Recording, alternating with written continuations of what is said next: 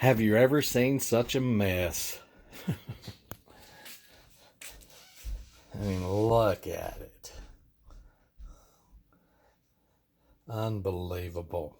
And the problem I'm having right now is, you see, these connectors stick up within 1/4 of an inch of the top here. So there's no real way for this foam to go down in there.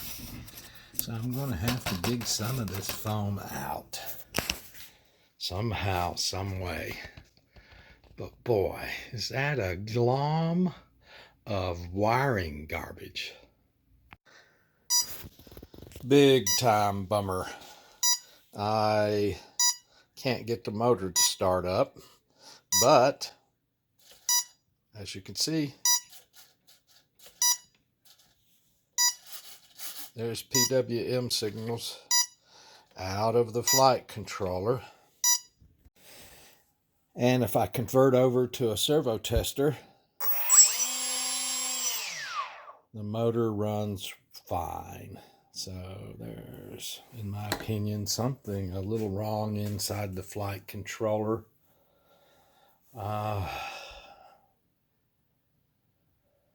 Voltage and PWM.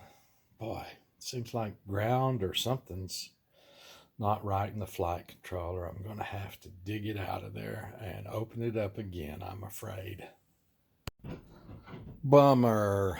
I had to dig everything out because I forgot to put the SD card in it right here. So I had to dig it out of the Skyhunter.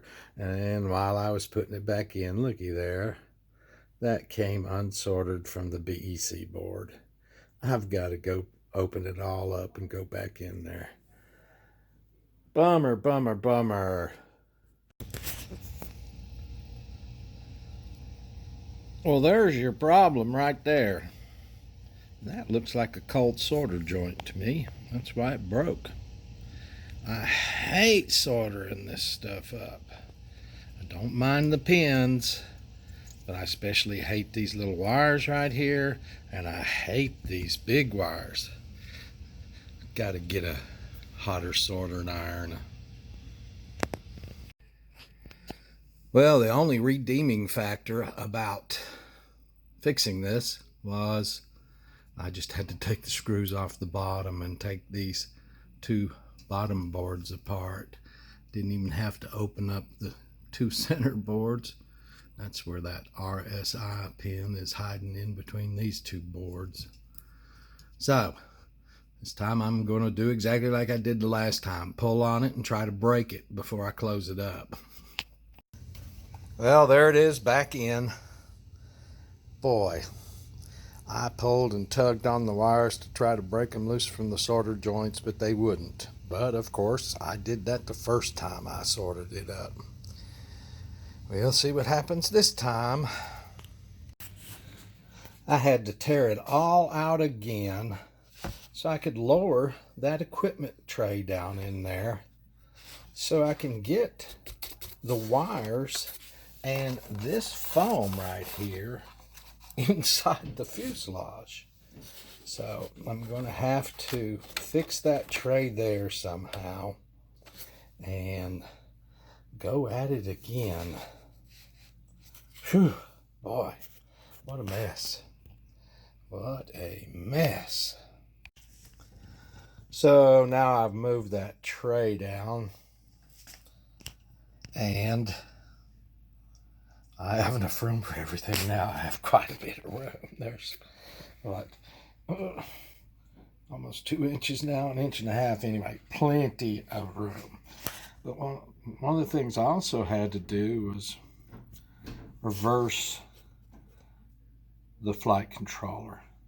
I had the battery and ESC wires running underneath this tray the last time, and had an extension on the battery one so it would reach for far enough to get to the front. I don't have that problem anymore. I can reverse it 180 and everything's going to work a little better than it was for the battery cables. who knows what I'll run into here in a second. Problem with that is now the airspeed connection's right there and the airspeed sensors on this side of the platform. So I got a wire basically going across diagonally. Don't care for that. The RSSI I carefully ran out the side so it would go to the correct wing is now on the wrong side of the wing, and we hope it's long enough. So always a something. So let's get it nailed back down there, and we'll do an accelerometer calibration real quick, and then we'll hook it all back up. Elevator up, elevator down, rudders left, rudders right, ailerons right, ailerons left, motor run. So that is everything on the mini Skyhunter. The GPS compass is in and tested, not calibrated yet. The video transmitter has been tested and works well with the split camera. The Dragon Link receiver works well. Haven't tried telemetry yet, but I really think that's going to work well. I'll try that. The airspeed sensor is in. It shows up and is calibrating on startup, but we still have to work with that. The only thing I don't have right now is the pan and tilt for the front deck. I've got one on order. It'll be kind of exciting to show you what I found, but I'm going to have to wait on that. So I'm not going to call this 100% built.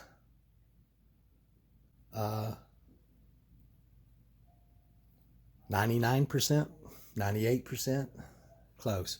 But it's going to be set aside until the pan and tilt comes in. Then I'll put the pan and tilt and camera on it, and then we'll call it 100% and be ready for maiden and auto tuning.